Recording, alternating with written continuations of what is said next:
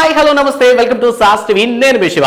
Present జనవరి 10th release కాబోతున్నటువంటి game changer గురించి చాలా మంది కూడా ఎక్స్పెక్టేషన్స్ పెట్టుకున్నారు.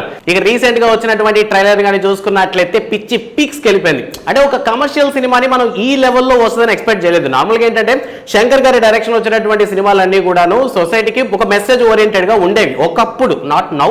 బట్ రీసెంట్ గా వచ్చినటువంటి సినిమాలో ఆ మ్యాజిక్ కనిపించలేదు. బట్ గేమ్ చేంజర్ సినిమాలో ఆ మ్యాజిక్ చాలా క్లియర్ గా కనిపించింది. సో ఇందుకు కారణం ఏంటంటే కథ మన శంకర్ గారిది కాదు, డైరెక్షన్ మాత్రమే అనేది. సో కథ మాత్రం కార్తిక్ సుబ్బరాజ్ అనమాట.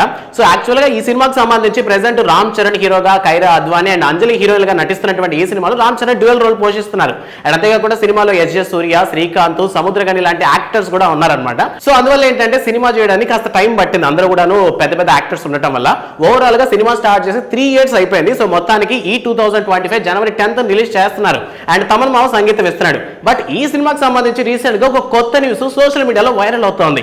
యాక్చువల్ గా చూసుకున్నట్లయితే గేమ్ చేంజర్ సినిమా ఇళయ దళపతి విజయ్ గారు చేయాల్సినటువంటి సినిమా అంట. యాక్చువల్లీ శంకర్ గారికి ఏంటంటే కార్తిక్ సుబ్బరాజు వాట్సాప్ కాల్లో ఈ స్టోరీ మొత్తాన్ని నెరేట్ చేసినప్పుడు శంకర్ గారి మైండ్ లో వెంటనే స్ట్రైక్ అయినటువంటి హీరో విజయ్ గారు అంట. సో విజయ్ గారి దగ్గరికి పోయి సినిమాకి సంబంధించి ఒక 1.5 year కాల్ షీట్స్ కావాలని అడిగినప్పుడు ఆయన ఆ టైంలో ఎలక్షన్స్ లో నేను జాయిన్ అవ్వాలని అనుకుంటున్నాను, అంటే పార్టీ ఎలక్షన్స్ ఈ పనిలో బిజీగా ఉంటాను కాబట్టి 1.5 year ఇచ్చేటటువంటి ఛాన్సెస్ చాలా తక్కువ అని మొత్తానికి సినిమాని అయితే రిజెక్ట్ చేశారంట. దాని తర్వాత ఈ కథని తెలుగు హీరోల్లో ఎవరికైనా ఆప్ట్ అవుతుందంటే ఎవరికైనా కొంచెం సూటబుల్ అంటే ఫస్ట్ లో పవన్ కళ్యాణ్ గారి దగ్గరికి వెళ్ళి అడిగేటటువంటి ప్రయత్నం చేశారు. బట్ ఆయన కూడా రాజకీయాల్లో బిజీగా ఉండటంతో సో అస్సలు సెట్ అవ్వలేదు. సో ఓవరాల్ గా ఇంకా ఈ కథకి ఎవరు సూటబుల్ హీరో అని థింక్ చేసినప్పుడే గ్లోబల్ స్టార్ రామ్ చరణ్ గారు గుర్తొచ్చారు. సో ప్రెసెంట్ కరెక్ట్ డెసిషన్ తీసుకున్నారు అనిపించింది ట్రైలర్ ని చూసినప్పుడు అయితే. సో ఓవరాల్ గా తమిళ్లో విజయ్ గారు చేయాల్సినటువంటి సినిమాని తెలుగులో రామ్ చరణ్ గారు చేస్తున్నారు అని చెప్పి అక్కడ తమిళనాడు ఆడియన్స్ అందరూ అనుకుంటున్నారు. బట్ తెలుగులో వాళ్ళు ఏమనుకుంటున్నారంటే ఇది కేవలం రూమర్ మాత్రమే అంటున్నారు.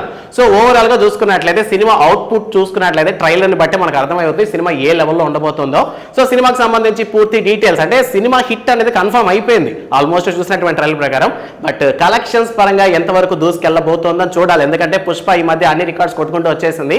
సో నెక్స్ట్ సినిమాకి సంబంధించి ఫస్ట్ డే కలెక్షన్స్ ఎలా ఉండబోతున్నాయి అనేది క్వశ్చన్ మార్క్. అండ్ ఇక్కడ ప్రాబ్లం ఏంటంటే తెలంగాణలో కూడా రీసెంట్ గా బెనిఫిట్ షోల్ని కాస్త క్యాన్సిల్ చేయడంతో సో సినిమా కలెక్షన్స్ మీద ఎఫెక్ట్ పడే ఛాన్స్ ఉందని చెప్పి ఫ్యాన్స్ లో కాస్త ఫీలింగ్ ఉంది.